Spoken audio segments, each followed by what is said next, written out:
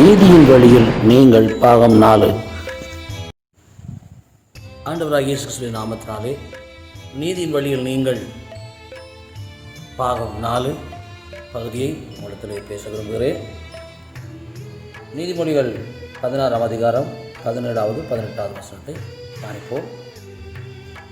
தீமையை விட்டு விலகுவதே செம்மையானவர்களுக்கு சமனான பாதை. தன் நடையை கவனித்திருக்கிறவன் தன் ஆத்மாவை காக்கிறான். அழிவுக்கு முன்னானது அகந்தை, விடுதலுக்கு முன்னானது மனமேட்டிமை. எனக்கு அன்பான கர்த்தருடைய பிள்ளைகளே, இதை பார்க்க அன்பு சகோதர சகோதரிகளே, நீங்கள் யாராக இருக்கலாம்.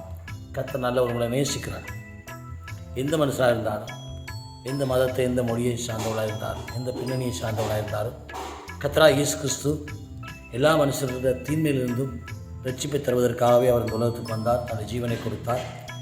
அந்த நல்ல தெய்வம் ஒரு மனுஷன் உத்தமமாக நடக்கிற போது, நீதியாக நடக்கிற போது, பரிசுத்த பாதையில் நடக்கிற போது அவன் ஒரு நாளும் எந்த இடரிலையும் விழுந்து போக வேண்டிய அவசியமே கிடையாது. இந்த தீமையை நான் ஒரு மனிதனுடைய காணியோ அவருடைய பணமோ அல்லது ஒரு பொருளையோ ஒரு திருடி வச்சுருந்தா கூட, ஒருவேளை திருடினவனுக்கு யாரும் பார்க்கல, யாரும் செய்யலைன்னு மனசுக்கு நினைக்கலாம். ஆனால் அந்த திருடின பொருளை காண்ட நேரமெல்லாம் அந்த பொருளை கேட்கும், நீ திருடன் திருடன் சொல்லிகிட்டே இருக்கு. அதே போல தான் திண்மை ஒரு மனுஷனுடைய உள்ளத்தில் ஒளிச்சிருக்குமா இருந்தால் அந்த திண்மை அவனோட பேச்சு கொண்டு இருக்கும். திண்மைக்கு காரணமாக இருக்கிற சாத்தான் அவன் உள்ளத்தில் உறுத்தி கொண்டே இருப்பான். அதனை பரிசுத்தான துக்கத்தோடு வேதனையோடு அந்த மனுஷனோட எச்சரித்து கொண்டு இருப்பான். நீ போகிற பாதை சரியில்லை, நீ செய்கிற காரியம் சரியில்லை, நீ இந்த மாதிரியான வழியில் போனேன்னா அந்த முடிவு அழிவாக போயிடும்னு சொல்லி ஆவியானவர் பேசிக்கொண்டே இருப்பான். அப்படி இருந்தும் my car my petrol my ரோடுன்னு சொல்லி ஒரு மனுஷன் விழப்புறான். அழிவுக்கு முன்னானது. ஏன்னா ஒருவனுக்கு பொலிசில் தண்டனை கிடைக்க முன்னதாகவோ அல்லது ரோட்ஸில் பயங்கரமான தண்டனை கிடைக்கிறதுக்கு முன்னாகவோ சில நேரங்கள் அவன் தாய் தகப்பன் அண்ணன் மாதிரி புத்தி சொல்லுவான். நீ போகிற பாதை சரியில்லை, இப்படியே போனேன்டா அந்த முடிவு இப்படித்தான் ஆகும்னு பல எச்சரிப்புகள் கடந்து நான் இப்படித்தான் வாழுவேன், இப்படித்தான் ஜீவிப்பேன்னு சொல்லி மன மேட்டுமையினாலே தன் சௌரங்களோ உறவுகளோ தனக்கு மூத்தவர்களோ ஆவிக்கு தாய் தகப்பனோ சொல்கிற அந்த ஆலோசனையை கேட்காம அவனுடைய இஷ்டப்படி மன மேட்டுமையில் நம்ம நடப்பமாக இருந்தால் முடிவிலே அழிவு சடுதியாக வரும்.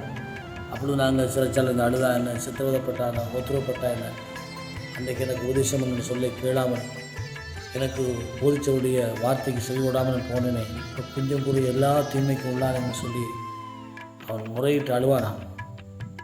அதனால் எந்த பிரயோஜனமும் கிடைக்க போகிறதில்லை.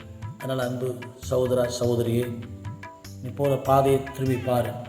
உனக்குள்ள இருக்க தீமையும் உனக்கு தெரியும், உனக்குள்ள இருக்க நன்மையும் உனக்கு தெரியும். நன்மை செய்தால் உனக்கு நன்மை இல்லையோ, தீன்மை செய்தால் தீமைக்குரிய தண்டனை இல்லையோன்னு வேதம் சொல்லுறது. அதனால் கூட இந்த வார்த்தையை கேட்குற அன்பு பிள்ளைகளே, கொஞ்சம் நேரமாக இருந்தாலும் பரிசுத்தாக உங்களோட பேசியிருக்கிறார். உங்களோட உள்ளத்தை கர்த்தருக்கு முன்னாடி ஒப்பு கொடுங்க. காலம் பொல்லாதது.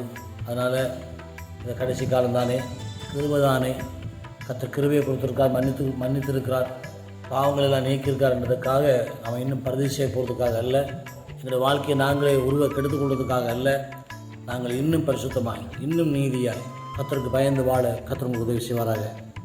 ஆமென்.